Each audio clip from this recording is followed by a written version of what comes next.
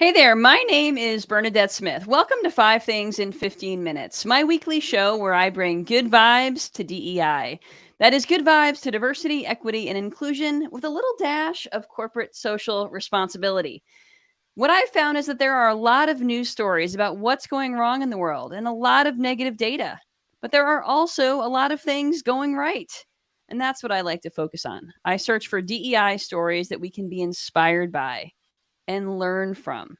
My hope is to inspire you to experiment with some of these inclusive actions and policies within your own organization to help you build a more inclusive world.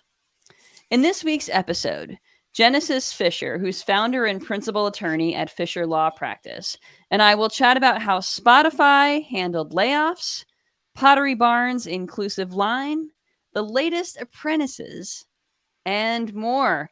Let's get started. Genesis, will you please introduce yourself?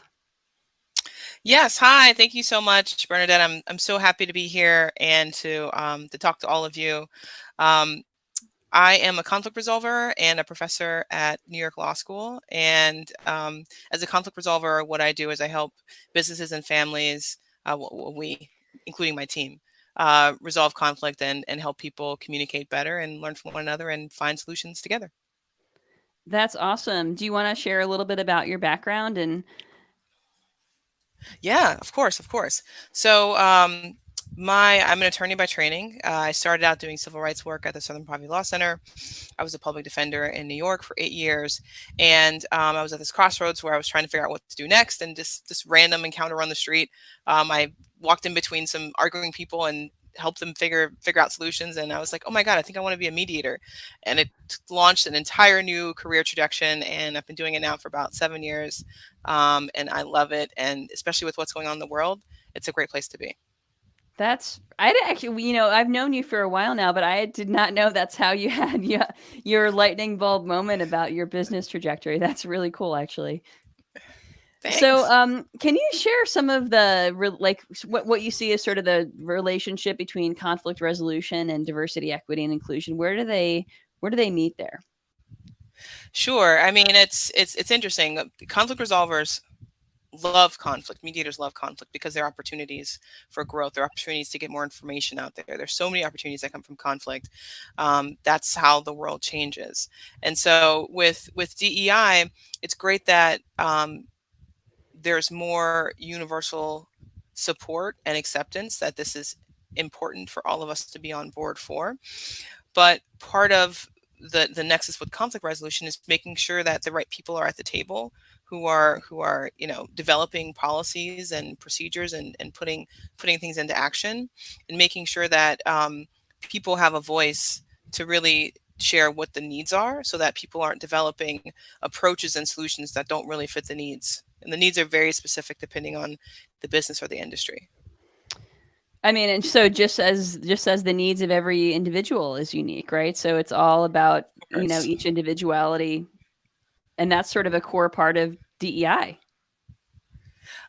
Of course, of course. And just even thinking about, at least from my perspective in the legal field, what we often get involved when something has happened. There's been an incident, and how people resolve that incident is going to be very different for each person. Some people want an apology, some people want a policy change, some people want to just be moved and forget about it. But you have to be able to give people the space to articulate what those needs are. Cool. And is that part of what you do in your practice, is work with organizations to internally resolve some issues that might come up regarding diversity? Yes, we definitely handle a lot of issues around diversity, gender, race, disability. Just even making sure that people with different diagnoses are getting to the table in the same way. And we often start with talking to key stakeholders, talking to people just for an hour to see like what's going on with you, Yeah. what do you think the needs are, and what are your recommendations, and then from there getting everyone together in a room to figure things out. Cool. That sounds great.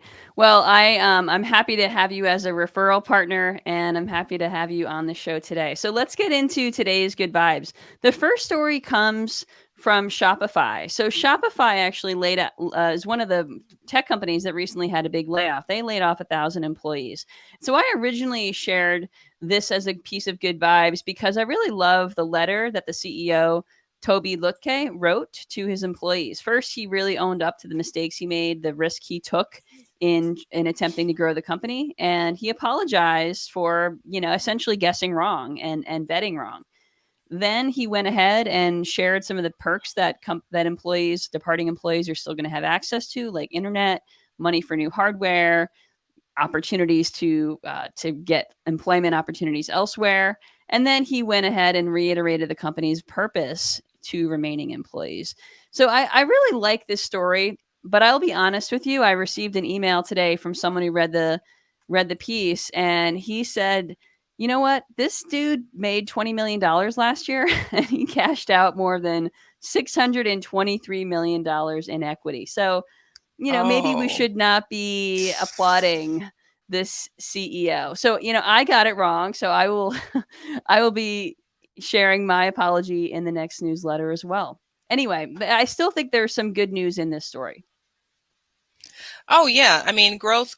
You're not going to necessarily see growth in every direction at one time, but it is great that the messaging has shifted. I mean, I can't speak to what the CEO is doing, but oftentimes what we see, and especially in conflict resolution or in general, is like making sure that you get a sense of all the resources that are available to you, not just what historically has been. And it seems like that's what they're kind of doing here is making sure that um, they're supporting folks with a variety of resources, not just economic. That's exactly right. A whole variety of resources, kind of a holistic approach to resources, which I think is great. I mean, I think that there's something to be said here for a more humanitarian approach to layoffs. We certainly have seen other companies not do so well in terms of their approach to layoffs. I searched Twitter and I didn't see a lot of shade thrown towards Spotify in the tweets before I wrote the newsletter. So, I think overall, people, excluding the executive compensation piece, people seem to be okay with how this has been handled.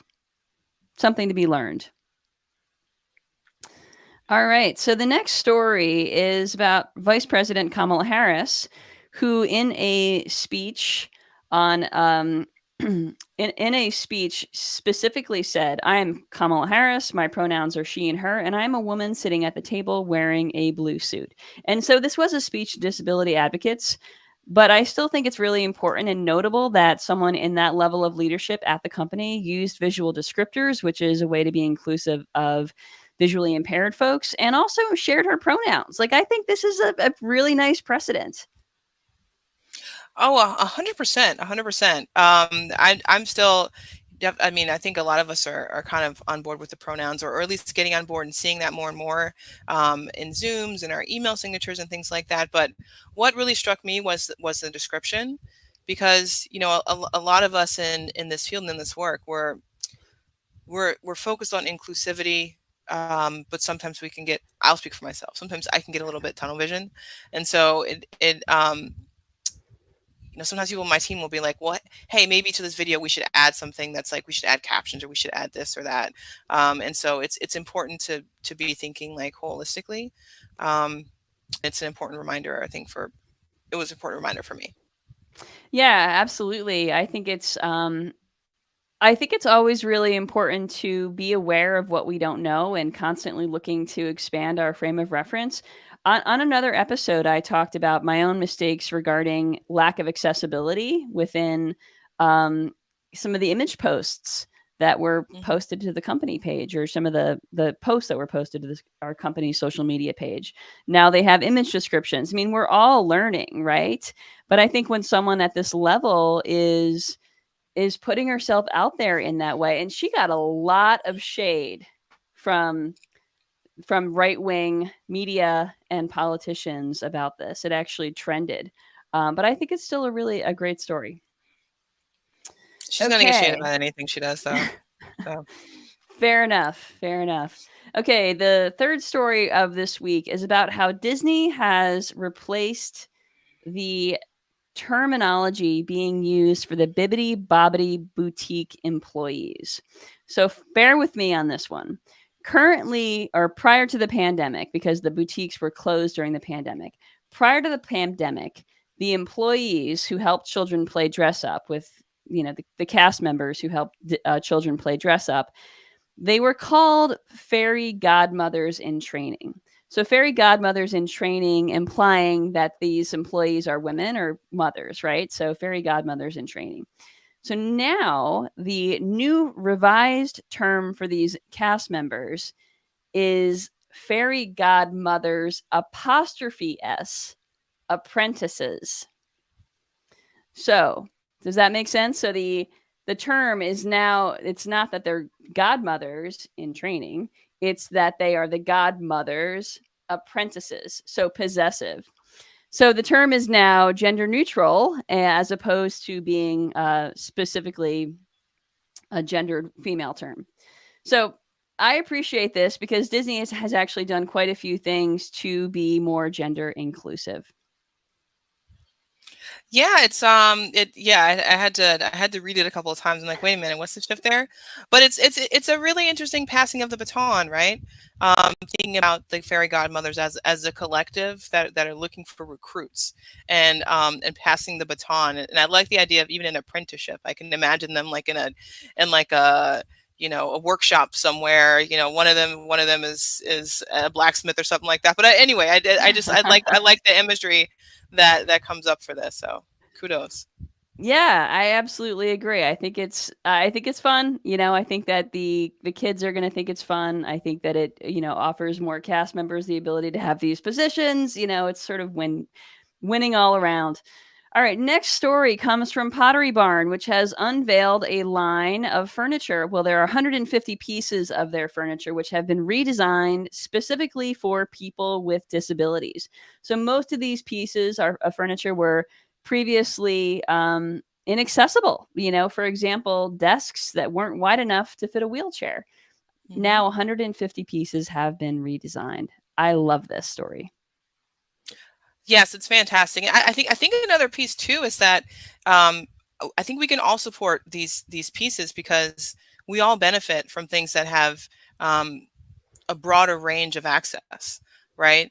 Being able to move the mirror means that shorter people can use it, not just folks who may be in a wheelchair. Having power lift in more chairs can mean that if we're injured or have a broken foot that we can use it, right? That not just Nana. So I think all of these things, these types of products are things that everyone should be supporting. That's exactly right. And you know what's really cool, Genesis, is that these products are the same price. So the power lift chair is the same price as the non-power lift chair. And you're exactly right. I mean, there's a lot of people that can benefit from these products. I think that's really great that they're not making these a premium offering. I didn't know that. That's even better. Yeah. All right. So the next story comes from HSBC Bank, which is the UK version of the bank, which is also looking to be as gender free as possible. So the bank removed references and requests for gender in some of its products. So now when someone's opening up certain bank accounts and mortgage products, there's no box asking gender. They have removed the labels husband and wife and replaced them with spouse. But why would husband and wife even have been in there in the first place? I don't know. Anyway, it has simplified its procedures for changing names for transgender customers and overall is moving towards a more gender free customer experience. That's great. Just as you put in your blog post, why are so many of these things gendered? It's so antiquated, and it's from a system where a really old system where you have the head of the household who is expected to do most of these things, and you have to have roles to define who has access to what. But that's so 60 years ago. That's so 90 years ago, and I'm glad that a lot of these companies are finally coming around. Yeah, Genesis, that's a good point because let me tell you, a lot of the themes of this newsletter are better late than never. Honestly, Yes. It's true because, some of the stories we talk about were like, really? The first Black person to do X? Like, really? Like in some of these stories, I'm like, wow, we're there, and I'm going to celebrate it because it's about building momentum. But yeah, this is an example of why is this even a thing? Totally, totally, and I know we're running out of time, but even just thinking about spouses in general, I'm not married, and so I'll see a lot of documents that assume that because I'm the age that I am married or divorced or something, and so there's just like, again, the question is why? Why Yeah. do we need these? Why do we need these separators? Anyway, Exactly, exactly. Well, thank you so much for joining me on today's show, Genesis. It's been great catching up with you. And if you, for those folks listening or watching, you can check out Genesis on LinkedIn, Genesis Fisher, and FisherLawPractice.nyc. Thank you so much excellent. for joining for 5 Things in 15 Minutes. If you don't already get the 5 Things newsletter, you can subscribe at 5thingsdei.com. Thank you so much and have a great week. Bye, everyone. Bye.